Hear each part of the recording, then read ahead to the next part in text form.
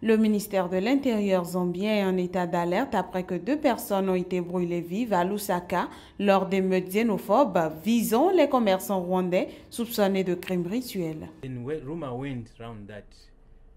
La rumeur s'est propagée qu'un étranger avait été relâché par la police alors qu'il était suspecté d'être impliqué dans des meurtres rituels. C'est parti du cas de Georges Kampong, Chunga et Zingalume où nous sommes retrouvés dans une situation où tous les quartiers très peuplés de Lusaka ont été victimes de pillages. Les émeutes ont éclaté lundi et se sont propagées le lendemain dans plusieurs quartiers pauvres de Lusaka après la découverte récente de 7 cadavres amputés de plusieurs organes d'êtres humains. Je suis heureux de vous annoncer que la situation est calme et la police contrôle totalement la situation parce que nous ne voulons pas que ces choses se reproduisent dans d'autres parties du pays. Plusieurs ressortissants rwandais fuyant les violences avaient trouvé refuge dans des commissariats. La police a procédé à 11 arrestations liées aux crimes rituels supposés et à 256 interpellations liées aux émeutes. Cette vague de violence xénophobe intervient à 4 mois de l'élection présidentielle prévue le 11 août dans ce pays d'Afrique australe en pleine crise économique.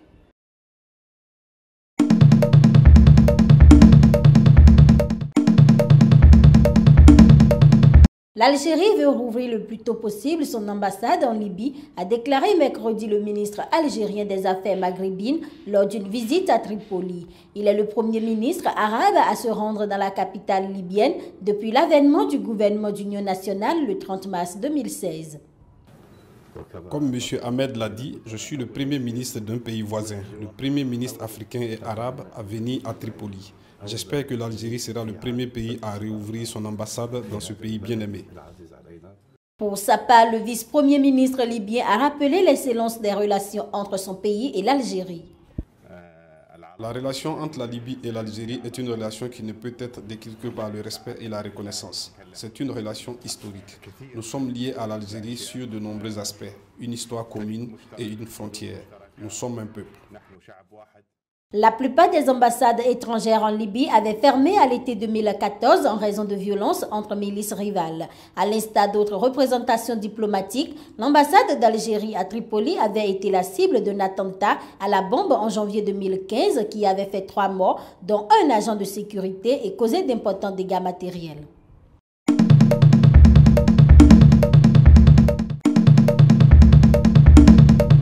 Les habitants de Township de Johannesburg manifestent depuis mercredi contre le manque d'électricité.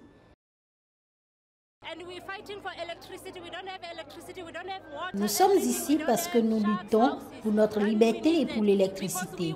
Nous n'avons pas d'eau, de cabane ni de maison. Nous sommes allés voir les conseillers et eux, ils ne s'occupent pas de nous. Je pue la paraffine. Ces habitants projettent de boycotter les élections en guise de protestation.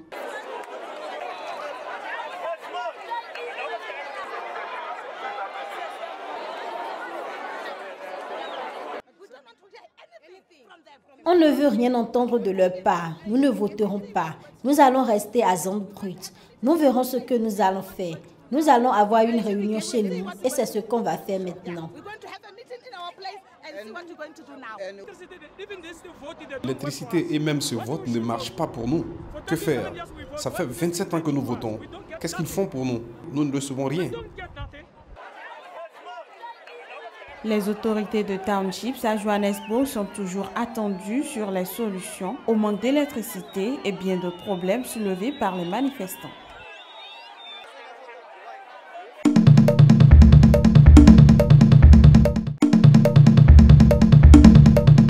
Le Malawi demande une aide alimentaire à la communauté internationale après que le président Peter Mutharika a déclaré que son pays souffre d'un déficit alimentaire important cette année.